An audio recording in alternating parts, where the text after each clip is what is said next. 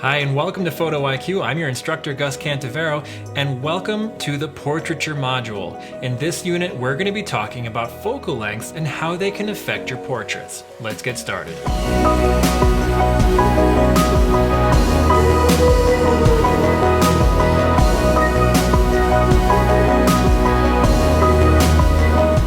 You may remember this slide from the focal lengths unit. We're going to be referencing that here a little bit because we want to talk specifically about how the lens choice or your focal length choice can affect your portraits. When choosing how you want to photograph your subject, there's a few things that are very important. A couple of things we're going to be discussing here specifically is the distance to your subject in relation to the environment that they're placed within, and the focal length that you choose to frame your subject with. You can see in this image, the illustration shows that there are a variety of focal lengths being used. All the numbers referenced are full frame equivalents. These are not multiplied by crop factor. So even if I were shooting with my Fujifilm APS-C sensor at say 16 millimeters, the full frame equivalent would be 24 millimeters. In this exercise, what I was doing was trying to keep the size of the subject the same throughout the range of the images. So as I zoomed in, I would back up and keep the size of my subject the same. So you can see the effect by standing close with a wide-angle lens, getting a little further away, and ultimately backing all the way up and zooming into an equivalent of 85 millimeters. 85 millimeters is a classic portrait focal length. It creates separation from the background and has minimal, if any, distortion at all present in the frame. It tends also to be very flattering to the subject as it creates a very pleasing out of focus area while maintaining nice sharpness on the subject's face. You can see when I'm close to the subject and I'm shooting at a wide angle lens, there's quite a lot of distortion present. So it's best to step back a little bit unless your intent is to create that distortion for some kind of maybe comedic effect or dramatic effect. But normally when using a wide angle lens, you want to step back a little bit and utilize that wide angle to be able to get some of the environment or the atmosphere present in the image to add a little context to the photograph. This is one portrait client of mine who happens to be an architect, and I photographed him in the space of a building he designed. So I chose a 35 millimeter lens because it still produces a nice flattering appearance if I step back a little bit. There's not much distortion present. And because the lens that I was using had a very shallow depth of field, actually it's an f1.2, it's a Voigtlander Nocton, which is a lens that I don't have anymore, but I used an adapter to attach it to my Sony a7R full frame camera. I photographed it at around an f2.2. Because this lens was adapted, it's an older style of lens, sort of a vintage lens, and doesn't have electrical contacts, it did not tell my camera exactly what my settings were. So when I looked at the metadata in the file, it couldn't tell me what the f-stop was, whereas all the other photographs I'm going to show you tell me what the f-stop is. So on this one, I had to kind of guess based on the fall off and the depth of field. So in this photograph, I'm pretty wide open at f2.2, which is not as far as that lens could go. It stopped down a little bit, but it's quite wide, especially for a 35 millimeter lens. I'm using a prime lens, which tend to be wider than your zoom lenses, for example. And because it's wide, it shows the background and the context of the space. So we can get the sense that this man has something to do with the background. When it's displayed on his website, it makes perfect sense. He is in the space where he's designed something, and it's a flattering portrait of him. There's nice rim light coming off of his hair. The lighting and shadow on his face is nice and soft, so it's not harsh in any way. It doesn't create bags under the eyes or highlights underneath the brow. The lighting is very soft and reflected off the walls nearby, but there's just enough light on the top of his hair to create some separation from the background. So the effect here is to create context, but still create a flattering portrait with a focal length that does not have a lot of distortion.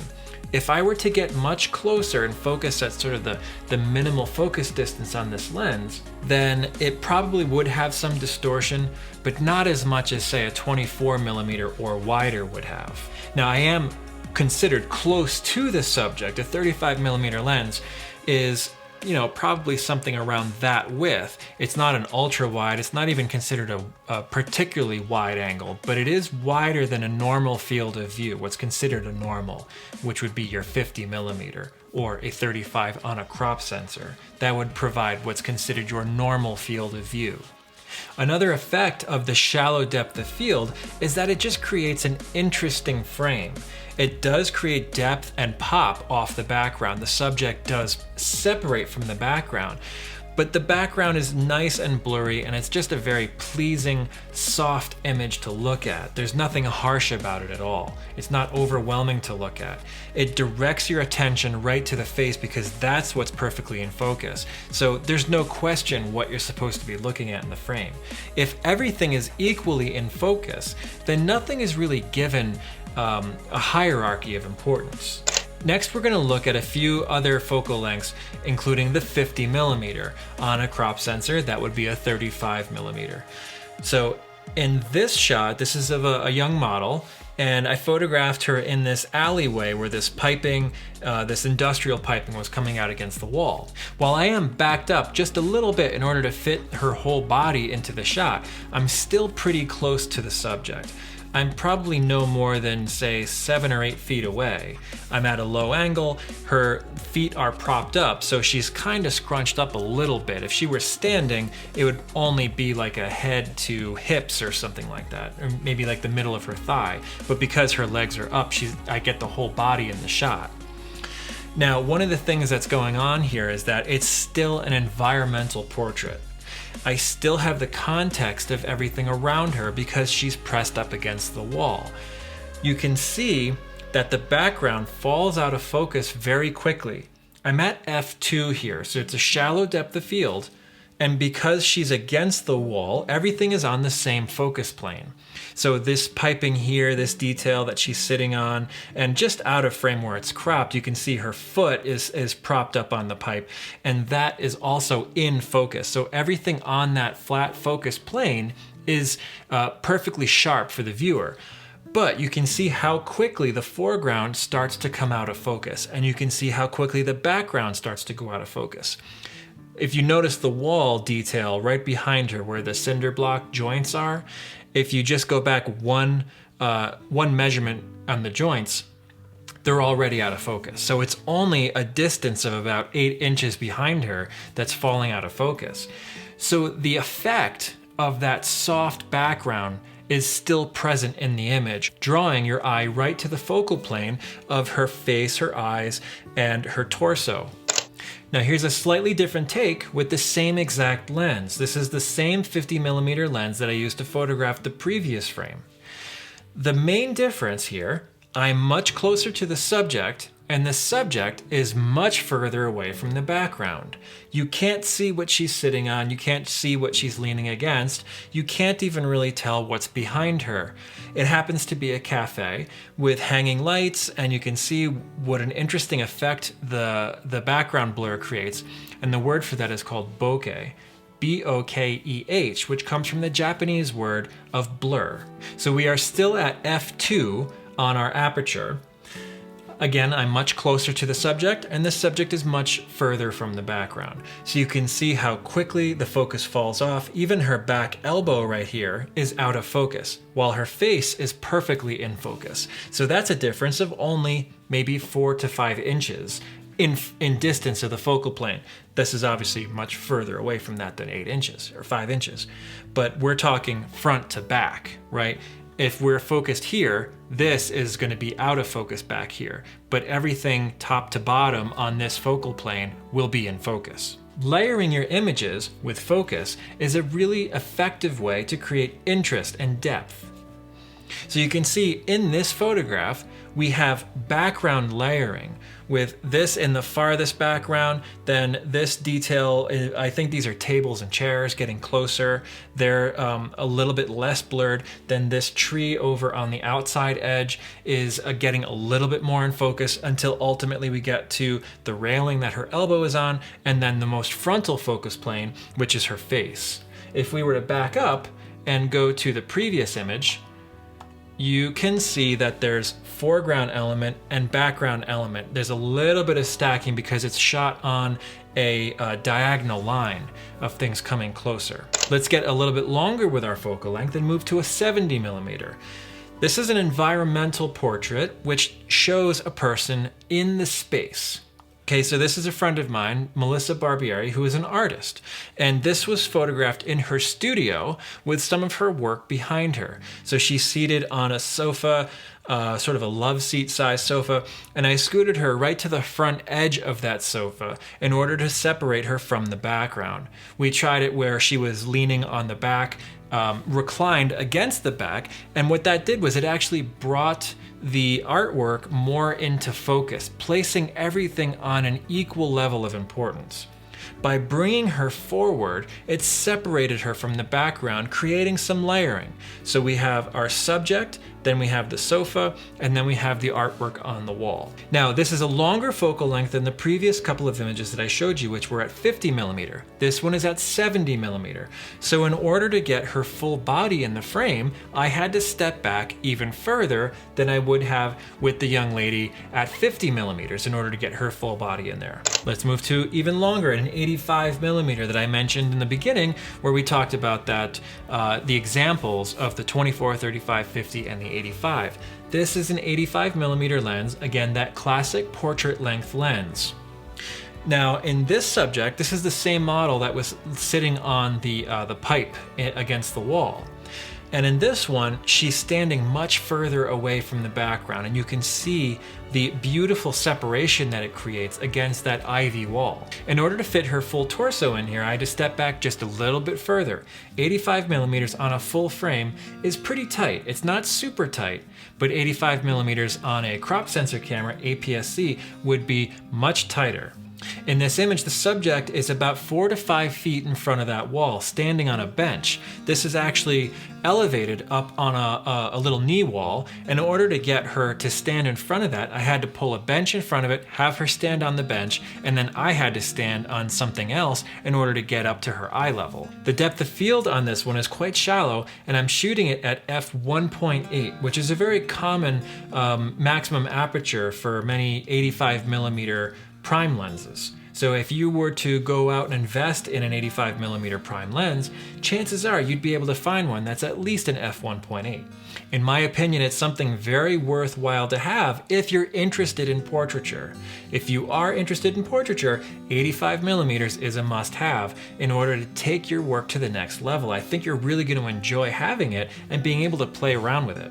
But if there are budgetary concerns, you can definitely start with a 50 millimeter lens and just stand closer.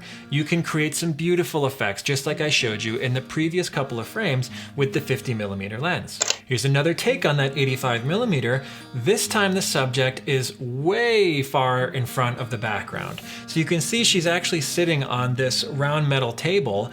There's a storefront back there recessed into kind of a portico with another entryway back here. There's a couple of storefronts that are kitty cornered in here. She's seated on this metal table in front of them, and there's just the natural window lighting going on back there, so it's quite dark. She is lit by the daylight that's reflected off another wall, so it's still pretty soft on her, and it creates this really pretty separation between her and that far background. So that background back there is probably about 35 feet away, so it's a good distance. She is scrunched up on that table, so 85 millimeter being quite tight, I'm standing about maybe 10 to 12 feet away from her. For a short telephoto, that's considered pretty close to the subject. If I had gotten closer, we'd be looking at more of just a head and shoulders portrait. My f-stop here is f2.2, so you can see that there is a very shallow depth of field, but it's not so short that I'm not able to get her whole body in focus. you can see that her knee and her hand start to come out of focus, and that's how shallow that depth of field is. So the plane of focus is right from her eyes right down to her hips in that straight line. So this knee being on that straight line, on that shallow, flat plane, is in focus. But as soon as you start to come forward, it goes out of focus very quickly. And then you can also see on the back side of the table, beneath her knee, behind her, it goes out of focus immediately, only just a couple of inches behind her. So her whole leg pops out very nicely, and it isolates perfectly against that background. Moving a little longer, this is a 100mm lens, and I used to own a 100mm prime. This is a Canon 100mm f2.8 macro lens, which I used to use for some product work, maybe shooting jewelry, rings, or something like that. Things that are quite small. You're gonna need a sort of a medium telephoto, short telephoto macro lens, and this is sort of beside the point, but it can also be used as a nice portrait lens. Just because it can focus really close, which is what macro means, in shooting tiny little objects, doesn't mean that it can't also focus far away and produce some beautiful results. So a 100mm macro, and on a crop sensor, a lot of them are a 60mm macro, which would convert to about a 90 or a 100, depending on the frame that you're using. And those lenses produce some great results, and they're good investments if you want to be able to have some versatility. So I use that lens here to shoot this portrait of this small business owner. And this woman is actually a jeweler herself. So I was hired to shoot some jewelry as well as a portrait, and I was able to use the same lens on the job, which made things quite easy. This is an example of kind of your classic headshot. A lot of people use these for LinkedIn or their Facebook profile. Sometimes it goes on a business website to show, under About Me or About the Business, to talk about the owner or the team. And this is something I get asked to do quite a lot in the corporate business world. With this 100mm, I am standing somewhat close to the subject because you can see how tight the frame is. It's just her head down to her shoulders, her collarbone. The setup here is quite simple. She's just standing near a window with some natural light coming through, reflected natural light, and she's standing in front of a stone fireplace, creating a neutral tone that allows her to pop off that background, so creating some very nice and flattering interest in the image. The focal plane, you can see, nails the focus on her face, but how quickly it falls away. You can see her earrings, her hair, even her collarbones are out of focus and not as sharp as her eyes. So that focal plane is very, very flat, very, very thin. If I turn in profile, you can see that my eyes are slightly ahead of my chest, right? So if you were focused right here, that would be in front of, by only a few inches, my chest. So if you were shooting at such a shallow depth of field, you need to make sure that you're nailing that focus. If you're off by just a little bit, it's going to be blurry. What you don't want is the ears in focus but not the eyes, or the tip of the nose and not the eyes. You need to make sure that you're nailing that focus if you're going to shoot that wide open. And that does come with experience and practice. If you want to allow yourself a little bit more room for error, then you can shoot at, say, f3.5 or f4, or even an f5 if you want to give yourself a little bit more room. The difference in that depth of field with the background is not going to be make or break. It will be less soft. It won't be sharp in the background, but it won't be quite as flattering and dramatic to pop off the background. But as I mentioned, it comes with practice. The more you shoot, the better you're going to get. Moving to one more example, this one was shot at 145mm. And it wasn't shot with this exact lens, but it was shot with another version of it. This is the f4 version of the lens, and I used to have the 70-200 f2.8. Which is a lot bigger and heavier. And now that I travel a lot more with my work, this works a lot better for me. So I used to have a Canon 7D, and that is a crop sensor camera. And paired with this lens, it would be magnifying your focal length by 1.6. So at 145mm, On an APS-C, that would translate to a 232 millimeter equivalent on full frame. So if we were to compare to the previous one, that's 100 millimeters. And then moving out to this one, that would be the equivalent of 232 millimeters. So almost 2.5 times longer. So this subject I'm standing pretty far away from, and the background is very far because you can see that they're trees. On the previous one, we were talking about that fireplace, which was maybe 15 feet away, maybe 12 to 15 feet. And on this one, we're talking trees, which are about 40 feet away. So they're pretty far away, and you can see that they're falling out of focus very nicely.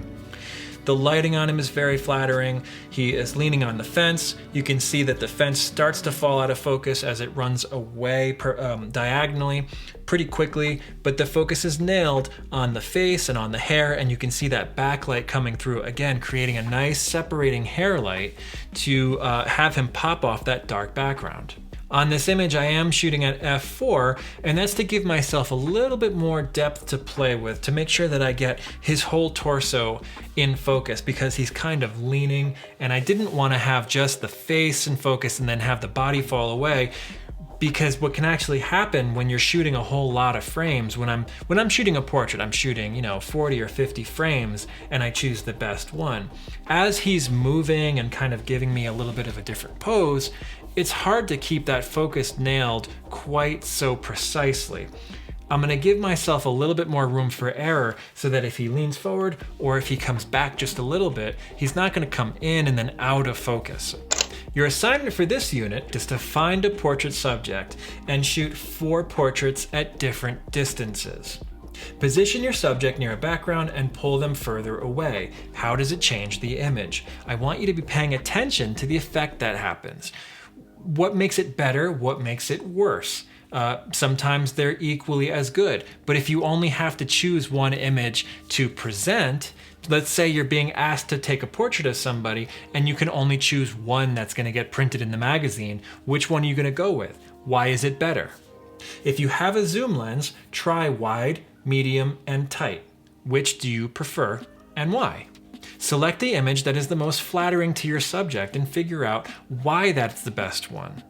I hope that you enjoy this assignment, and good luck trying to find a subject, because sometimes that can be difficult. If you have a young child in your life, definitely take advantage of that, because sometimes they can be fun to work with. Show them the photos as you go along and make them a part of the process. They'll really enjoy that. If not, hopefully you can find another family member or friend in your life and be able to share the photos with them afterward.